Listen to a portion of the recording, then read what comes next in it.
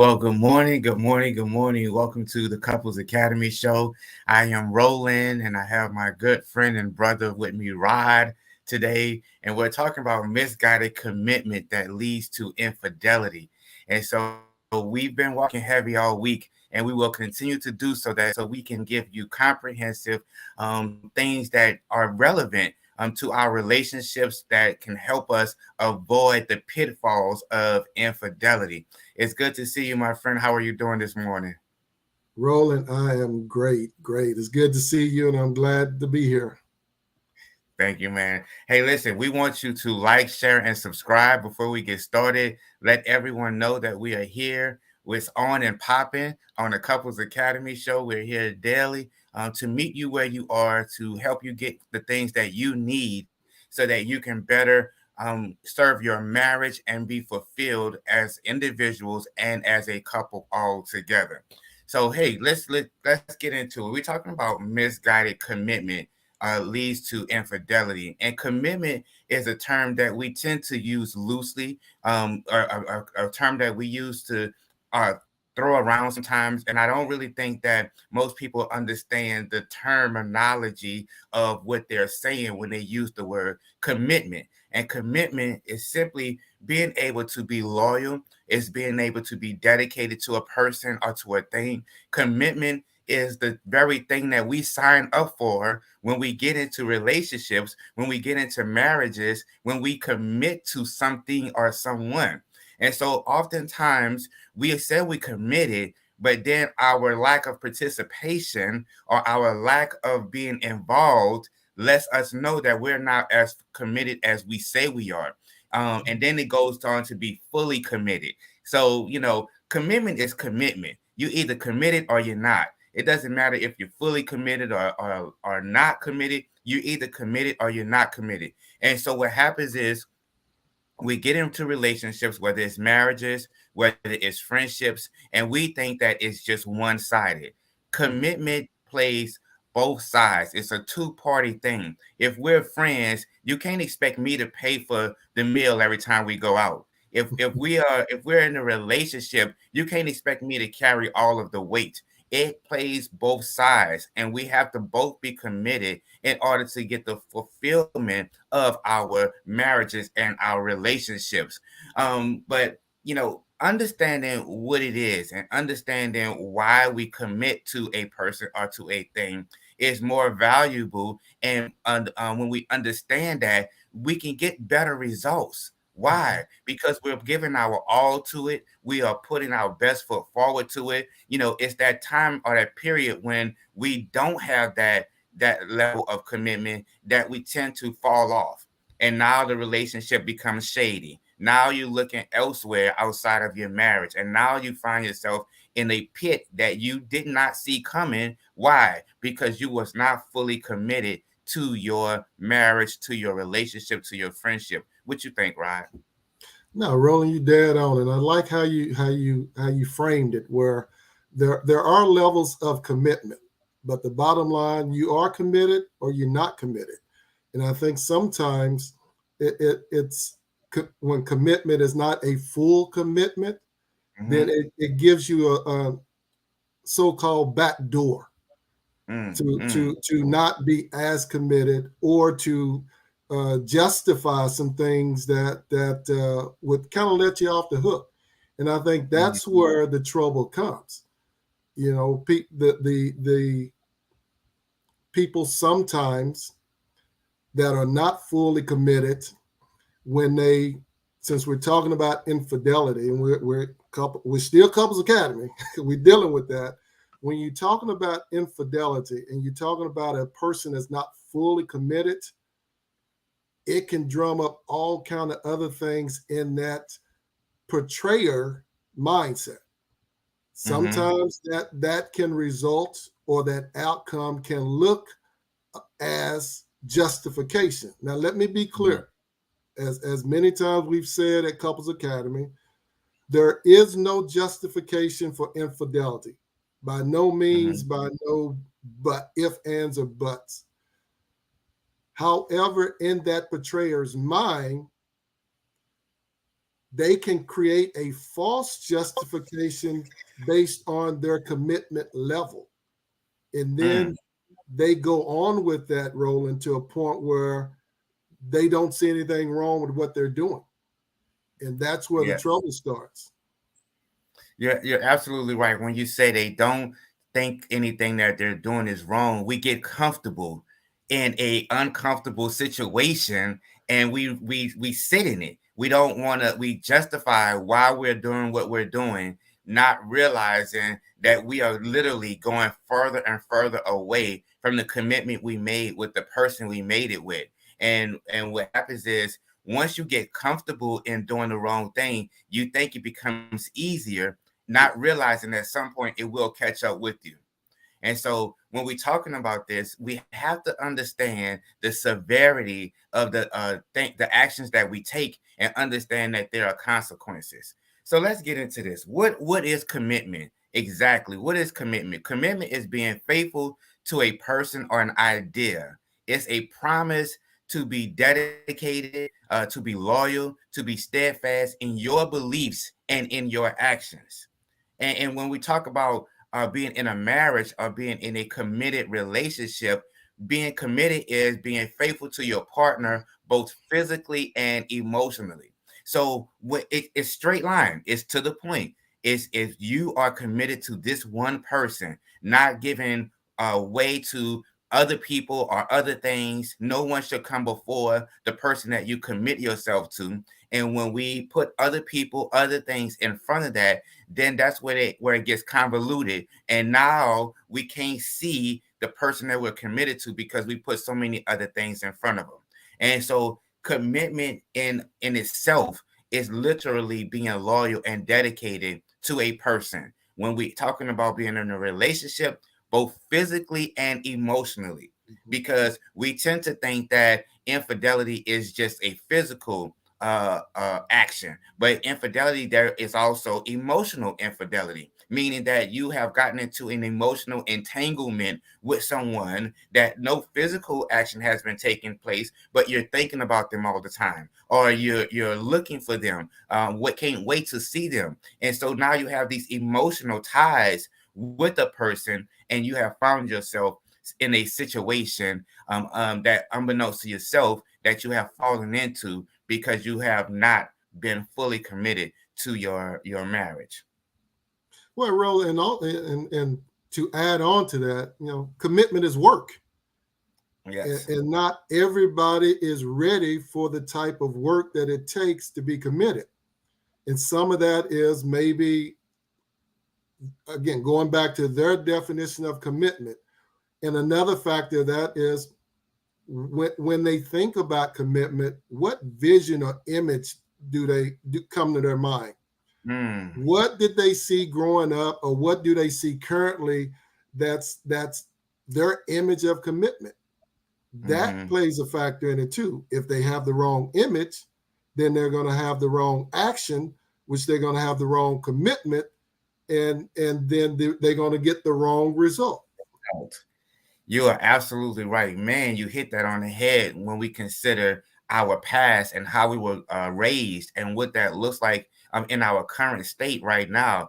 That is so impactful for what you said. And we have to consider all things when we're talking about relationships, when we're talking about our commitment level, as you said, when we're talking about our dedication and our loyalty to our spouses, to our relationship.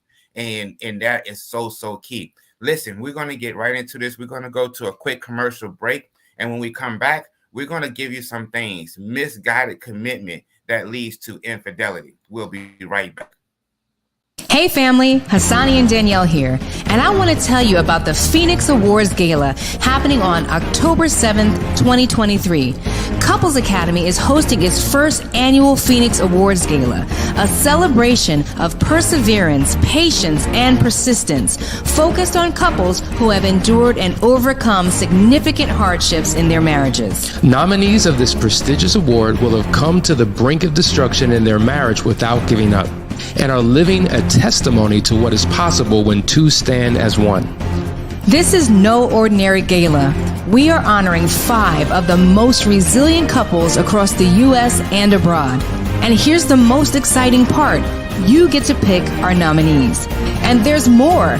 Wear your most exquisite gowns and black tie ensembles and prepare for a 50-foot red carpet, cocktail reception, dinner, live music, and dancing. We're going to raise the roof and the standard for marriages on October 7th, and we want you to be there. For tickets, go to couplesacademy.org/events.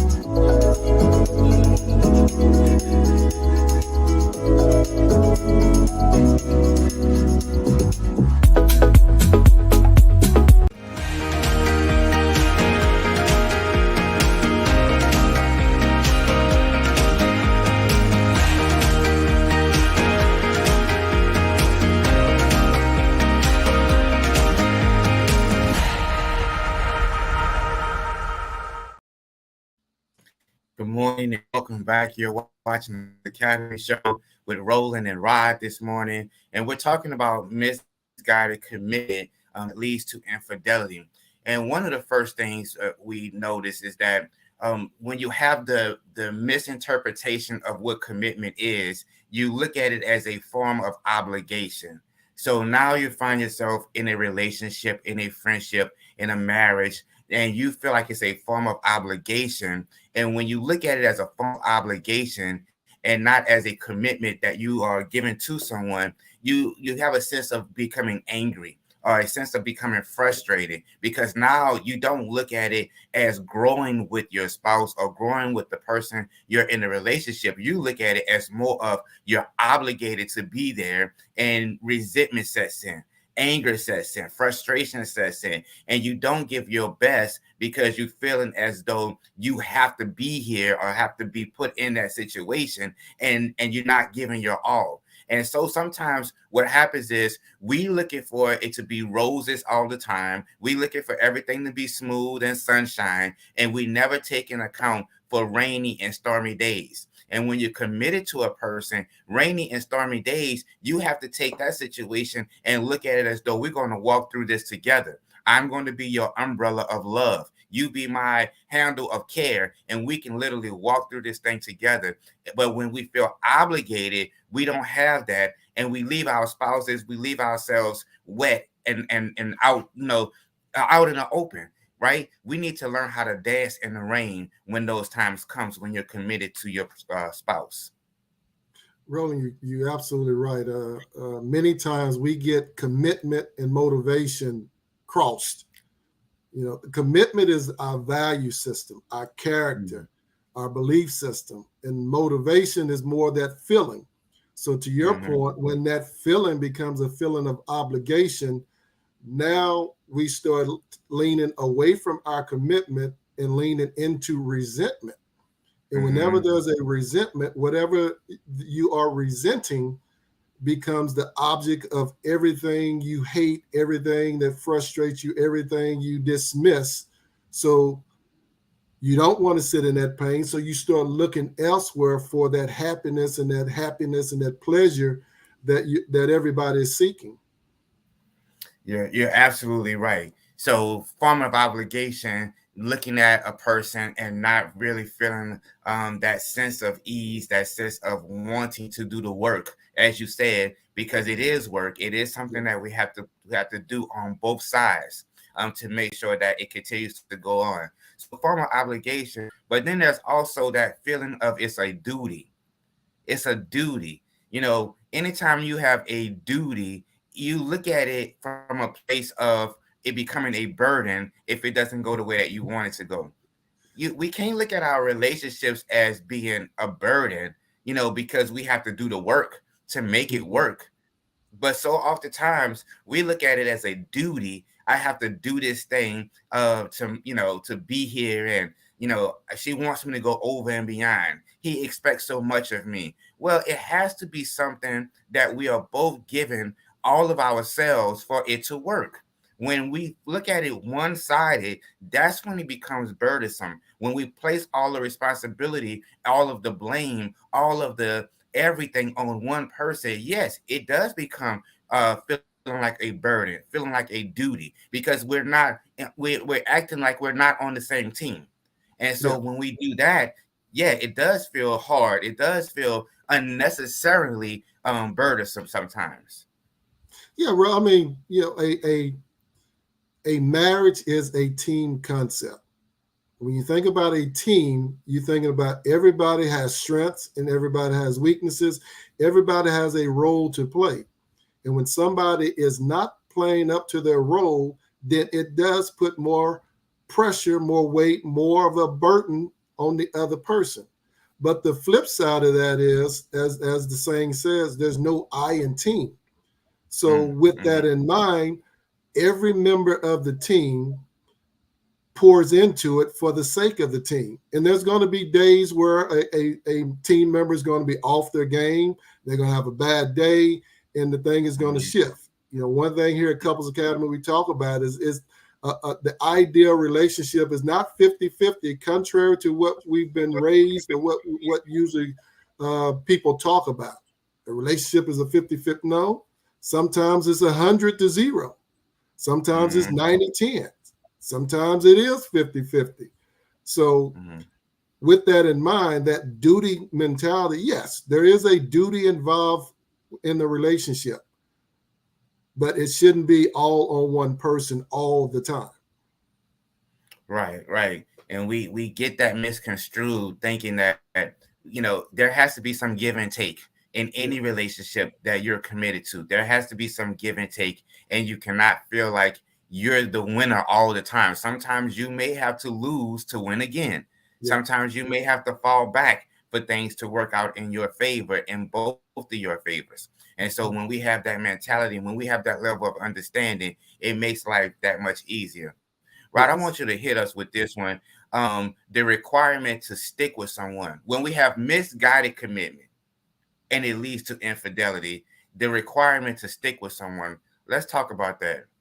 Well, when you're talking about the requirement to stick to someone from the position of infidelity, again, it usually stems from duty, from a negative perspective. Let me just go that route. I'm committed. I'm sticking with my wife or my husband because of my commitment. I don't really want to be there. I dread being there. I'm don't like to go home and face. It gets to a point where, again, my misguided understanding of commitment, but I'm committed to the relationship. That's what I keep leaning on. Well, I am committed to the relationship, but you're not there. You're not spiritually there. You're not emotionally there. And sometimes you're not even physically there. So you're not committed to that someone special. Whoever you are committed to, that's where your heart is going to be. That's where your mind and your thoughts are going to be. And ultimately, that's where you're physically going to be. Yeah, well, the song says what? My body is here, but my mind is on the other side of town. Yeah. We show up, we are present, but we are not here, right? And requirement feeling that when we have misguided commitment, that feeling of we have to stick with someone even if we're unhappy, looking at it from a place of being disgruntled. What happens? It's going to force me or lead me outside of the home, outside of the marriage, to make me feel like I can go elsewhere to get the happiness that I'm looking for, but we're not putting in the work where we are to get the happiness that we so desire. And so we have to understand, even with happiness is based on what's happening. So if you're not putting in the work where you are, nothing is going to be happening. And even if you decide to go outside of the marriage and you don't do anything with that, you're going to have a whole lot happening, but it's not going to be the happening that you want. And that's what we have to understand. That's what we have to realize. The grass is not greener on the other side. I wouldn't even suggest that you go see what type of grass it is, because you're going to find yourself outside of your environment from where you have originally committed yourself to and made your covenant. And now you're sitting outside looking, you're eating grass with the horses and the goats and everything else, because you're out of place, you're out of order. So we have to will ourselves back. What you say, Ryan? I was gonna say, Roland, and I'm going back to that work issue where commitment is work. If you run from the work, or if you don't like the work, then you're going to go to the path of least resistance. You're going to go where you don't have to work as hard, or you may not have to work at all. However, the fulfillment, like they say, if you don't put any work in it, it's not going to mean as much. Yes. Where you have to work for something and you have to earn it, you're going to appreciate it more. It's going to increase its value, and it's going to increase its value to you. So that, the misguided understanding of commitment usually leads to non-commitment, which leads to, I don't have to do the work. I don't have to, I can, I so-called have the freedom to do what I want to do, but yet I'm unhappy when it's said and done. What is the saying? Anything worth having is worth working for. Yes. And my father-in-law said it all the time. He said the only time he found success to come before work is in the dictionary. And so we have to make sure that in order for us to have the success that we so desire, we have to put in the work. We have to be committed to putting in the work, and we have to be committed to the person that we are involved with. And it's going to be some good days. It's going to be some bad days. But through it all, I'm committed to my marriage and to my relationship. The next one is you feel trapped in the relationship. How many times when we don't get our way, we feel trapped in the relationship? I put a ring on it, and now I feel like it's the worst thing that ever happened because things are not going my way. It's not the story or the narrative that I had in my head. When I was a little girl, I wanted my life to look like. When I was growing up as a man, I wanted to make sure I have. But because it didn't go the way we thought it was going to go, life did not happen the way we thought it was going to happen, now we feel trapped in a relationship, and we have misguided commitment to think that because I'm trapped in a relationship, I'm not happy, then it's okay for me to go outside to get the happiness that I want. No, sir. No, ma'am. You're setting yourself up for failure. You're setting yourself up to go down the rabbit hole where there is no end in sight. Right. And you're going to keep falling and falling and falling because you feel like you're trapped in a relationship because you have misguided commitment, or narrative of a misguided commitment that is going to lead you to absolutely nowhere. We think that, if I feel trapped in this relationship, I'm going to go get another relationship and things are going to be so much better. If you don't put in the work in this relationship, you're not going to get any, you're going to get the same results in any other relationship you decide to go to. So work is equivalent to being committed to a person or to a thing. And if you have misguided narrative that you've written in your head, you're going to get the same result that you've been getting, which is absolutely nothing. Well, and Roland, the trapped in a relationship is possibly the result of a lack of communication in the relationship. Because if I'm feeling trapped, number one, it's internal. I've already came to my mindset, I'm feeling trapped for a reason. I'm justified. I'm having conversations myself to feel that I am trapped.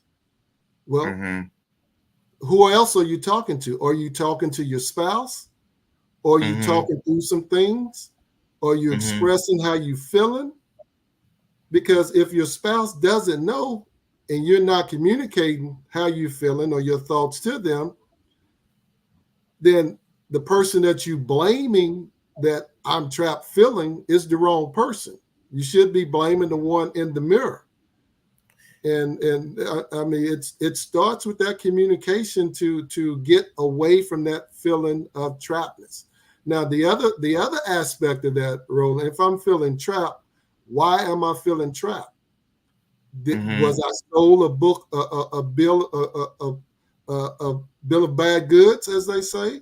Like you said, I mean, did we go into a relationship, our marriage, communicating and planning to go one direction, and now once we both said I do, we go in different directions? And again, that goes back to now we need to have a conversation to get back in line with one another, so neither one of us are feeling trapped.